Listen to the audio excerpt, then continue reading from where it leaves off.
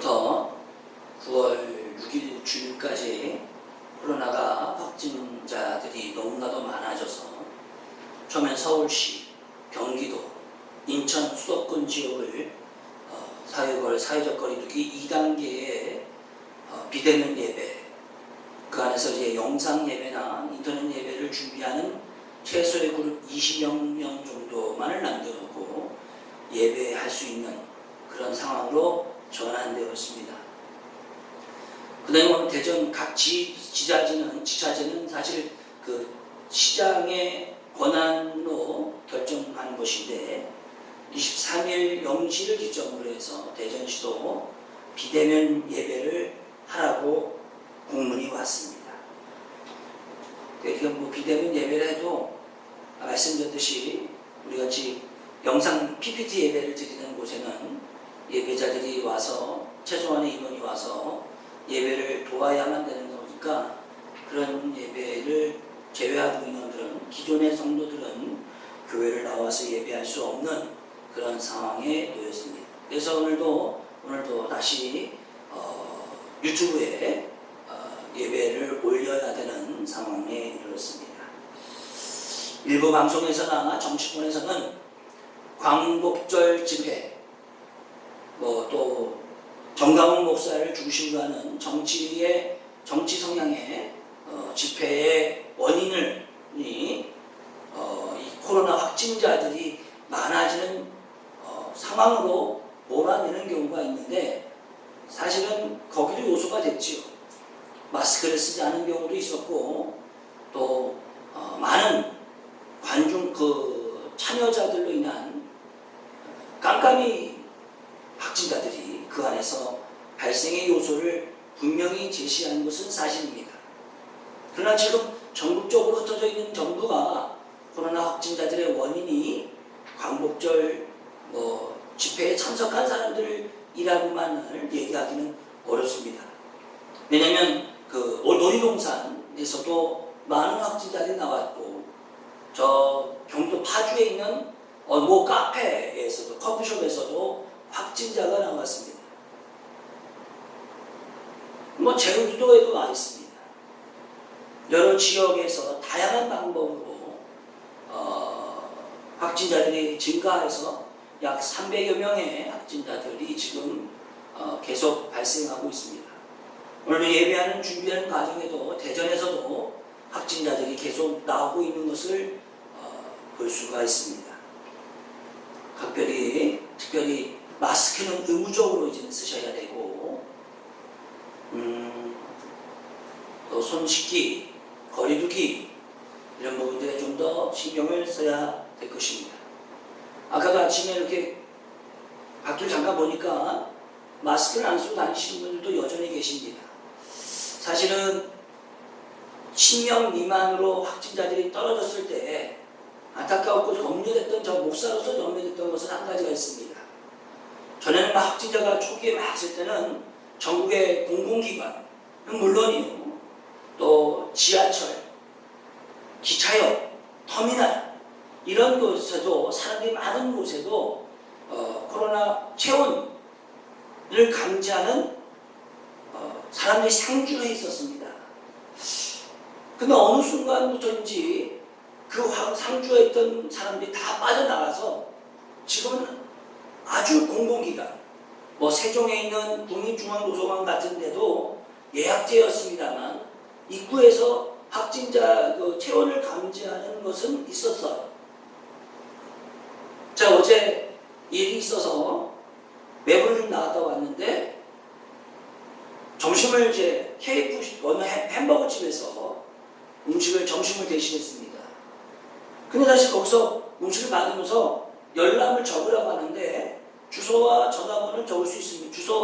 전화번호와 이름을 적었는데 그 옆에 칸이 뭐냐면 체온이 없다고 자기가 XX 하는 거예요. 체온 검사한 게 아닙니다. 그래서 사실 이런 상황이 되면 교회는 이미 제가 말씀드리잖아요. 교회는 건장한 교회들은 이미 다 코로나가 터지면서부터 시작할 때부터 모두 다 체온기, 소독제, 손 닦는 거 이런 것들을 다 구축했습니다. 하물며 안 되면 막 서로 나눠줘서까지 했습니다. 그 때문에 사실 저도 새벽에 기도로 나오면 여기 예배당을 몇 번씩 그 소독으로 뿌리는지 모릅니다. 오히려 우리 강대상은요, 소독을 너무 해가지고 변색이 됐습니다. 그만큼 열심을 다하고 있는데, 사실 교회에서 확진자가 생긴 것은 아니고 교회에 있던 사람들, 그러니까 그런 것들이 좀 문제를 좀 더 정확하게 해석을 해줬으면 좋겠다는 생각을 개인적으로 갖습니다.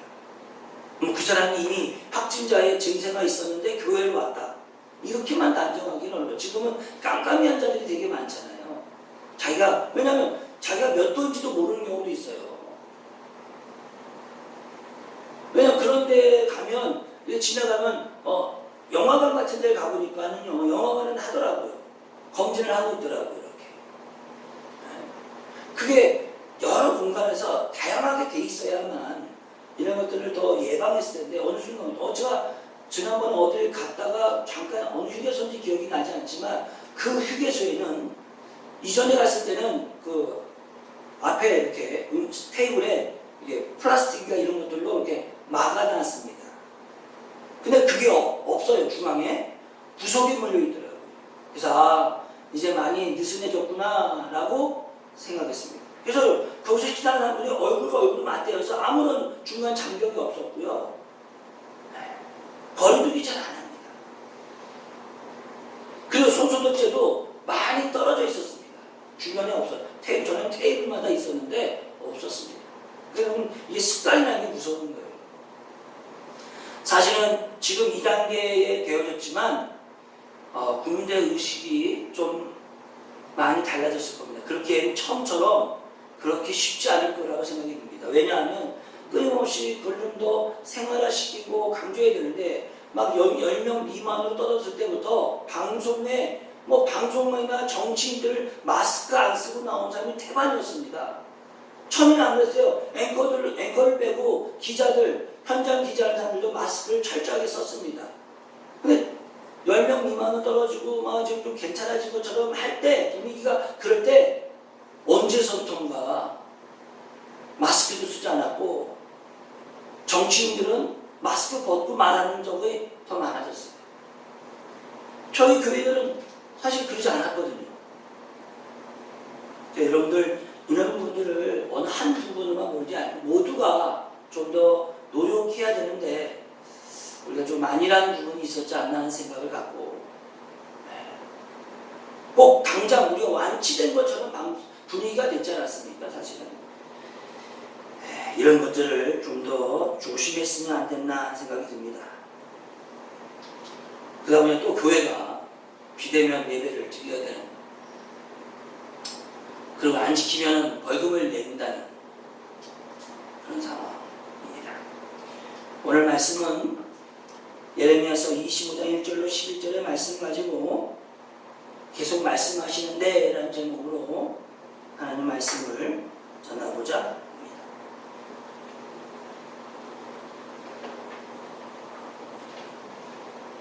이 말씀은 요시야 왕의 아들 유다와 요아김 제4년 바빌로니아 느부갓네살 원년이었습니다. 그러니까 이게 역사적으로 분명하게 하나님께서 상황을 얘기한 것을 증명하고 있는 내용입니다. 그리고 그 이야기는 언제까지 했냐면 거의 13년 되던 해부터 해서 23년을 끊임없이 계속적으로 말했던 내용입니다. 여러분, 사람들에게 이렇게 20년 넘도록 중요하다고 이야기했다는 것은 대단히 중요한 이야기지 않습니까? 잊어서는 안 된다는 이야기입니다. 명심하고 또 명심해야 되는 거예요. 23년이 됐다면 그만큼 이 말씀은 모든 이들이 관가해서는 안 되는 것이라는 사실입니다. 그런데 안타깝게도 23년 동안을 끊임없이 얘기했던 이야기를 이 유다 백성들, 이스라엘 백성들은 듣지 않았습니다. 그러면 도대체 23년이라는 시간 동안 하나님이 그토록 말씀하신 게 뭐냐? 라고 하는 것을 먼저 살펴보고자 합니다. 첫째가 뭐냐면 5절에 각기 자신의 악한 삶과 온갖 악행을 그쳐라. 만 신앙인으로서의 정도를 잘 지켜라 이거예요. 신앙인답게 살아라 라고 하는 겁니다. 그게 첫 번째예요. 23년 동안 끊임없이 외치는 것은 말씀이 뭐냐면 신앙인답게 살아라. 너 하나님 믿는 사람답게 살아라.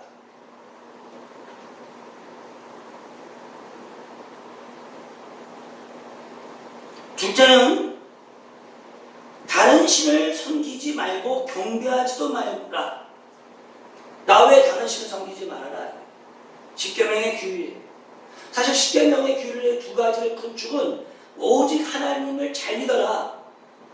또 하면은 예수 믿는 하나님 믿는 사람답게 살아라. 이거예요 사실은. 신앙인이 잘하는 신앙생활을 잘한다는 건 딴 게 아니에요. 하나님을 잘 믿는 거예요. 더 나아가서 하나님 믿는 사람답게 살아가는 거예요.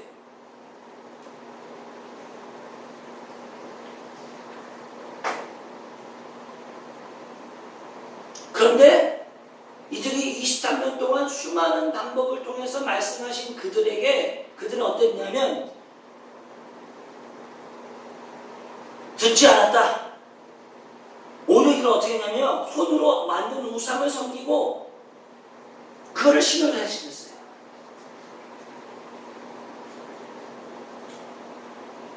여러분 참 징하지 않아요? 세상 말로? 23년을 그렇게 이야기했어요. 3절에 보니까 뭐냐면 나는 계속해서 말하였고 여러분에게 열심히 전했습니다. 그리고 하나님이 종을 세워서 예언자를 세워서 꾸준히 그들에게 보내서 야 하나님 믿는 사람처럼 살아라. 우상 넘기지 말고 하나님만 잘 믿어라. 이렇게 가르치고 전파하고 또 이야기했습니다. 여러분 이 정도면 알아들어야 되는 거 아닙니까? 네? 알아들어야 되는 거 아니냐고요. 제가 알고 있는 집사님이 있는데 자녀들이 있어요. 정말 그 집사님은 자식들을 위해서 정말 노심초사하시고 합니다. 기도는 말할 것 없고 정말 자기는 못 먹어도 자식들을 위해서라면 아낌없이 희생하는 것을 하시는 분이에요. 그런데 그 아이들이 얼마나 말을 안 듣는지 모릅니다. 사고 치는 거야. 그러니까 안심을 놓을 수 없는 거예요. 그분의 기도 제목 중에 하나가 자식들이 제발 잘 커서 사회의 구성원 되길 바라는 거예요. 끊임없이 얘기를 해주고 끊임없이 도와줘도 귀를 막고 마음을 막고 그래서 뭐가 기분이 틀어지면 어떻게 되면 엄마가 나한테 뭐 해줬냐고 그러는 거예요. 저는 그걸 이야기를 들을 때마다 정말 제가 목사지만 오랫동안 알고 있었어요. 그 아이들이 그런 걸 봤으니까 얼마나 속이 터지는. 제가 제 자식이었으면서 어렸을 때는 혼내기도 많이 혼냈대죠.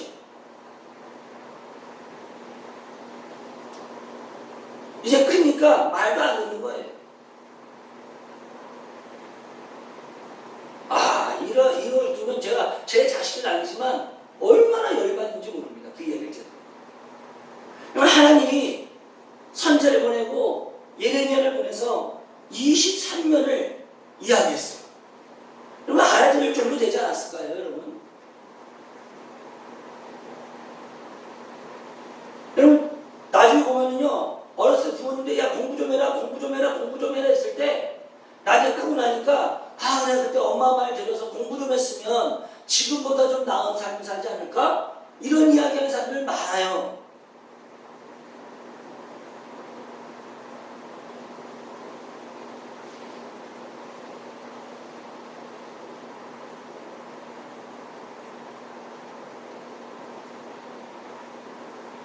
여러분 23년의 시간이 그렇게 짧은 시간 아니잖아요.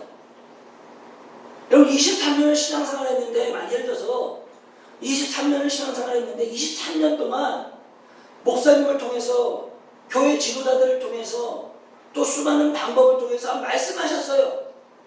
기도하라고, 봉사하라고, 하나님 잘 믿으라고. 그 정도면 알아듣는 거 아니에요? 이게 뭐 정신적인 문제가 있지 않은 한은 알아들 수 있잖아요. 근데 이스라엘 백성, 유다 백성이요, 알아듣질 않아요. 뭐랬냐? 귀를 막았어요.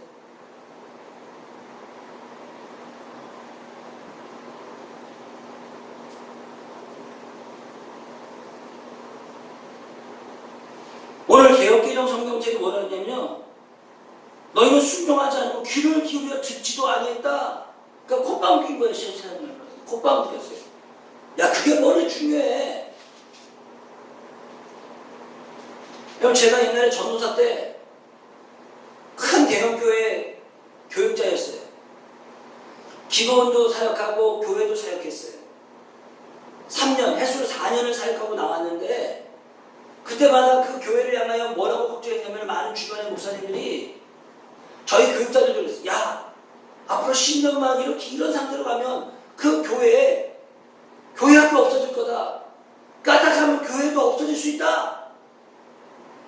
담임 목사님이 너무 기도원에만 관심이 많은 거예요. 그러니까 교회 안에서 일어나는 이런 일들이 제대로 진행이 되지 않는 거예요. 막 제가 교회 학교를 담당하다가, 그래서 주일날 사역 다 끝나고 교사들 교사회의 하고, 그 다음 주에 선생님들 다음 주에 만나요. 다음 주에 무슨 행사 있어요? 준비합시다. 했는데 그 다음날 화요일인가 전화가 와요. 너 기도원 올라가서 기도원 사역 좀 전담해. 그럼 그분들은 몰랐다가 주일날 와서 다른 교육자가 와서 그 부서를 맡으니까 이게 얼마나 혼란해요. 그래서 우리가 그때마다 교회 학교를 경험하고 교회 사역을 오래 경험한 사람들은, 야, 이거 잘못하면 10년 안에 이 교회에 문제가 생기는 거 아니냐. 근데 그 목사님은 너무 기도원에만 올인하는 거예요. 왜? 기도원이 그때는 잘 됐거든요. 교회도 장로님들이 많았어요. 근데 장로님들 갈등이 많은 거예요. 그러면 장로님 나가고 뭐 어떻게 되고 나중에 그 목사님도 정치 얘기 막 교회에서 하고. 그래서 저는 이제 전도사 4년 하고 나왔어요. 그리고 이제 다른 데서 사역하고 공부하기 바쁘고 이렇게 또 개척하고 나오는데, 어느 날 갑자기 신문에서 그 교회가 없어진 거예요. 그 교회가 지금 뭐 다른 교회로 넘어갔어요. 제가 충격을 받았어요. 사랑하는 성도 여러분, 하나님 여러분들 20년 넘도록, 야, 예수 믿어라, 신앙생활 좀 잘해라, 교회 좀 열심히 나와라, 그렇게 끊임없이 말했다면 알아들어야 되는 거 아니에요? 근데 여러분 뭐랬냐면, 이들은 오늘 개혁기도 성경 뭐래요? 순종하지도 않고 귀를 기울이지 않고 듣지도 않았어요. 오히려 오늘 어떻게 되냐면 우상까지 섬겼어요. 우상. 자기들이 직접 우상을 만들어서 하나님을 섬겼어요. 그 신을 하나님으로 믿었어요.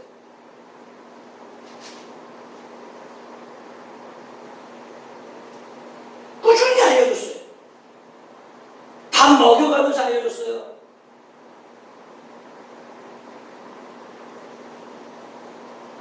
끊임없이 계속 강조했어요. 오늘 한국 사회가 이렇게 여러 가지 어려움을 당하고 한국교회가 이렇게 어려움을 당하는 것도 어쩌면 하나님께서 우리들에게, 우리 한국교회가 막 부흥하고 성장했을 때 경고했을 거예요. 근데 우리 그때 어땠냐면, 우리도 그 부흥에 취해서, 잘 되는 것에 취해서 근본을 잊어버렸어요. 비싼 돈 들여서 예배당 지을 때 교회 기도 소리가 줄었어요. 그를 외쳤던 많은 목회자들이 있었음에도 불구하고 그 말을 이루지 않았어요. 국가가 잘 됐을 때, 한국 대학가 잘 됐을 때 흥청망청했을 때 우리는 어땠어요? IMF라는 생각지도 못한 큰 경제적 충격을 받았어요. 또 나라가 좀 잘 되니까 결국 예상치 않은 이 코로나 바이러스라는 것이 한국 사회를 송두리째 바꿔버리고 있어요.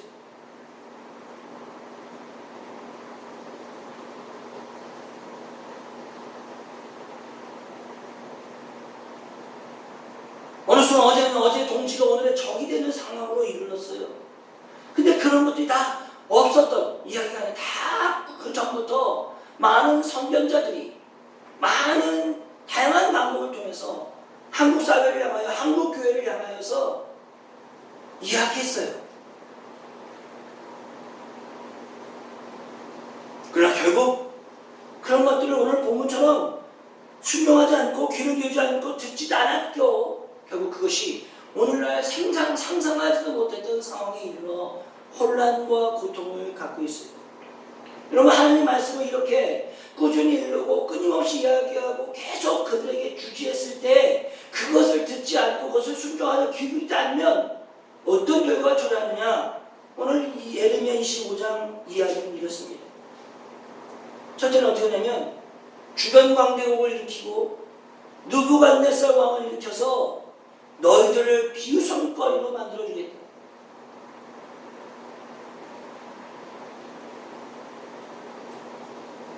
개혁개정 성경 8절입니다. 만군의 여호와께서 이와 같이 말씀하시니라 너희가 내 말을 듣지 아니하였다. 보라, 내가 북쪽 모든 종족과 내 종 바벨론의 왕 느부갓네살을 불러다가 이 땅과 그 주민과 사방 모든 나를 쳐서 진멸하여 그들을 놀램과 비웃음의 거리가 되게 하며 땅으로 영원히 폐허가 되게 할 것이라. 여호와의 말씀이다.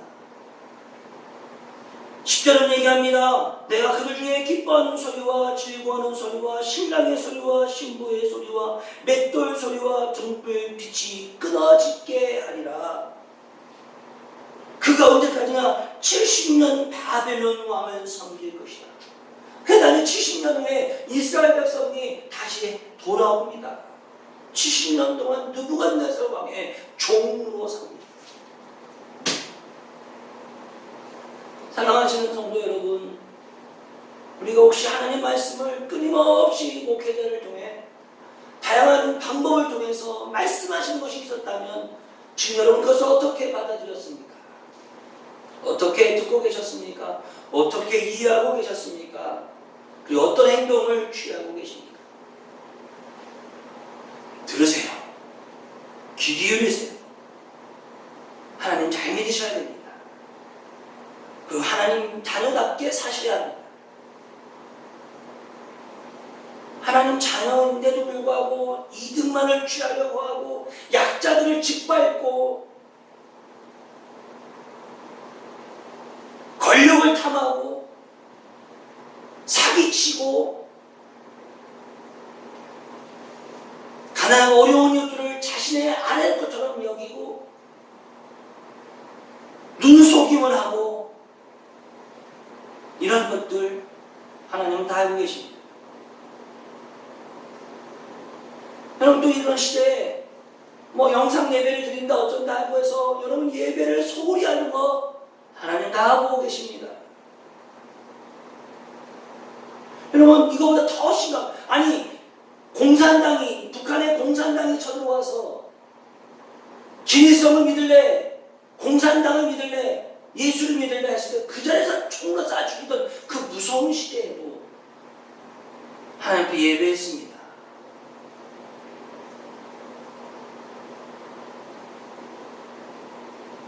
그런데 지금은 그렇지는 않잖아요. 총을 옆에 넣어놓고 너 하나님 믿을래 예배 드릴래 하고 죽이지는 않잖아요.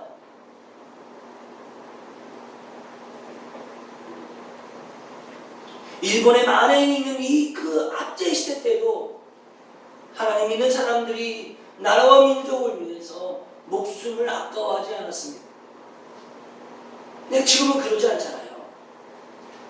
근데 지금 예배가 감소합니다. 예배 드리는지 안 드리는지 확인이 되지 않아요. 학교처럼 출석 체크를 하든지 그런 시스템을 교회가 만들어야 되든지 해야 돼야지 이거 예배를 드리는지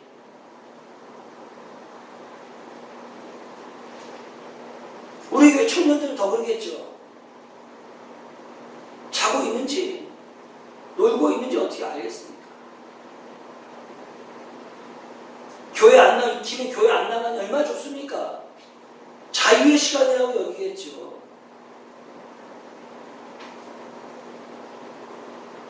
주님이 그럴 때 끊임없이 얘기하면 여러분 어떤 상황에서도 변하지 않는 거예요. 말씀은 변질되지 않아요. 신은 여러분 우리가 만든 환경의 문제지 하나님이 바뀌어놓은 환경이 아닌 것들이 많아요. 여러분 이번에 비가 많이 왔습니다. 근데 한국에서 제일 많이 경험한 안타까운 사건이 뭐예요? 산사태예요. 근데 그 산사태가 대부분의 산사태가요 개발된 마구잡이 개발된 지역들. 그래서 펜션들 주변이 얼마나 많이 무너졌어요. 허가는 줬어요. 그러나 그런 거를 예비하고 방지하는 시스템은 없어요.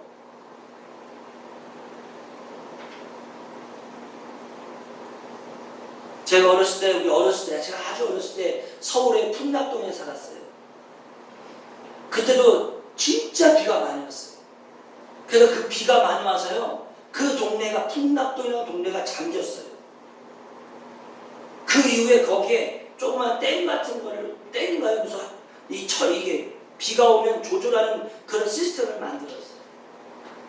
그래서 그 이후로는 그런 일이 없어요. 진짜 놀랐어요. 어린 나이에. 한순간에 물이 차고 들어올 때 마을로요, 동네로 무섭더라고요. 우리는 뒷북칠 때가 너무 많잖아요. 끊임없이 이러면 안 돼요. 전문가들이 이렇게 얘기하고, 이렇게 경고했음에도 불구하고 우리는 그 에이 아니야 설마 결국 뒷북치잖아요. 하나님 말씀도 여러분 하나님 이렇게 말씀하실 때는 이거 신호예요. 말씀하실 때는 이것에 따르는 거예요. 그냥 그리고 가는 거예요. 거기에 계산 뭐 하지 말라니까요. 그냥 따라가는 거예요. 여러분 여리고성 얘기를 제가 자주 하는데 여리고성이요, 여호수아에게 하루에 한 바퀴씩 국민 백성들과 함께 하루에 한 바퀴 돌고 집에 들어가라, 말하지 말고 침묵하고 하루에 한 바퀴 돌아라. 근데 거기에 진짜 단 한 명이라도 말하고 그 말을 따르지 않은 사람이 있었다면 절대 여리고성은 무너지지 않았을 것입니다. 여러분 생각해보세요. 그 낭몬불락 여리고성을 말도 안 하고 하루에 한 바퀴 돌고 들어가는 게 그게 무슨 방법이에요. 그건 세상 말로 미친 거죠. 제정신이 아니죠. 근데 놀랍게도 거기에 단 한 명도 그것에 대해 순종하지 않은 사람이 없었고 다 따랐을 때 여리고성은요 무너졌어요. 여러분 하나님 잘 믿으세요. 어떤 상황 앞에서 믿으세요. 이렇다 저렇다 다 내 핑계예요. 그리고 예수 믿는 사람답게 하세요. 이 어려울 때 서로 좀 양보하고 배려하고 나눠줘요. 자꾸 움켜쥐지 말고. 우리 교회가 이제 9월 20일에 나가야 되잖아요. 교회를 어디 알아봤어요. 저 어느 지역에. 그래서 처음에 마음이 든 데가 있었어요. 그 목사님도 교회를 이제 내놓으려고 해서 딱 이야기가 맞았어요. 이제 계약을 하러 갔어요. 주인한테. 뭐 그러더라고요. 그 목사님이 건물주 부인이 권사님이래요. 남편분은 열심히 교회 안 다니는데 그래도 열심히 그냥 그 부인 말씀 잘 듣는데요. 교회에 주고 싶어 하신대요. 그래 감사하다 했어요. 저희 교회가 작은 교회 적당했다 생각했어요. 그게 요번에 전월세법 받기 바로 전전날이었어요. 그래서 이곳에 가게 되겠구나 마음을 붙였어요. 제가 가진 게 별로 없으니까 이거 뭐 저희도 이 교회 들어올 때 시설 200이나 주고 오고 뭐 어쩌고 저쩌고 했는데 아무것도 못하고 이제 어떻게 해야 되는 상황이에요. 돈이 없으니까. 그런데 그래서 그냥 내 수준에 맞아서 가려고 했어요. 다행히 그분이 시설비도 많이 안 받았어요. 잘됐다. 감사하다. 계약을 하려고 계약금을 준비했죠. 그게 아까 말씀드렸듯이 전월세 그 법 바뀌기 전날인 거예요. 근데 이분이 부동산을 하신대요. 그게 조금 마음이 편치가 않은 거예요. 그런데 그래서 그 전에 그 교회를 하는 목사님이 그 건물주하고 전화하는데 조금 표정이 안 좋아서 이상했죠. 그래서 만났습니다. 오후에 만나서 거기서 캥을 기다려서 만났어요. 그런데 갑자기 월세를 60만 원을 받아야겠다는 거예요. 처음에 45만 원인가 40만 원, 40만 원 조금 더 되는데 60만 원을 받아야겠다는 거예요. 아니 얘기가 안 되냐? 아니라고 얘기 이미 오래전에 얘기했던 거게 한 달 전에 나왔던 거니까 얘기 다 된 거다. 60만 원을 받았는데 자기 이것에 60만 원 주고 들어올 사람이 있다는 거예요. 그래서 여러분 저도 목회를 13년째 하잖아요. 저희 대전에 오기까지 교회를 세 번에 옮겨봤어요. 제가 그 교회를 3번 옮기기 전에 얼마나 많이 교회를 알아봤겠냐고요. 빈 상가서부터 얼마나 많이. 정말 다리가 부을 정도로 달았으니까. 여기 이 교회 올 때도 이 대전을 3번, 4번 왔어요. 생돈 들여가면서. 60만 원 달라는 자기 거기를 60만 원에 주고 올 사람이 있다는 거예요. 이 목사님도 참 어이가 좀 없죠. 60만 원을 주려면 예배당이 커야 돼요. 막 공간이 커야 된단 말이에요. 네, 한 60평, 70평이 되고 막 한 50평, 30평 정도밖에 안 되는 거예요. 60만 원을 준다는 거예요. 또 그것도 만든 건물이에요. 이게 뭐라죠? 조립식으로 만든 건물이에요. 그래서 사장님 이걸 누가 60만 원 주고 들어와요. 이거대로 주세요. 주시면 제가 열심히 해서 할게요. 안 된다는 거예요. 그럼 나중에 권사님이시다면서요. 교회 주시고 싶다면서요. 우리 권사하고 얘기가 끝난 거래요. 그래, 지금 코로나 때문에 어려운데 다들 어렵고 월세도 깎아주고 막 그런다는데 왜 사장님은 더 월세를 올리세요? 막 얘기하고 막 붙잡고 얘기 좀 하고 한 2년만 살다가 2년은 조금 올리시더라도 해달 안 된다는 거예요. 60만 원을 줘요. 원래 65만 원이고 얼마를 받고 싶었대요. 그냥 그렇대 5만 원 깎아 60만 원 받는다는 거예요. 결국 어떻게 됐을까요? 깨졌죠. 계약이. 할 수가 없었어. 그분도 지금까지 교회를 못 나. 그래서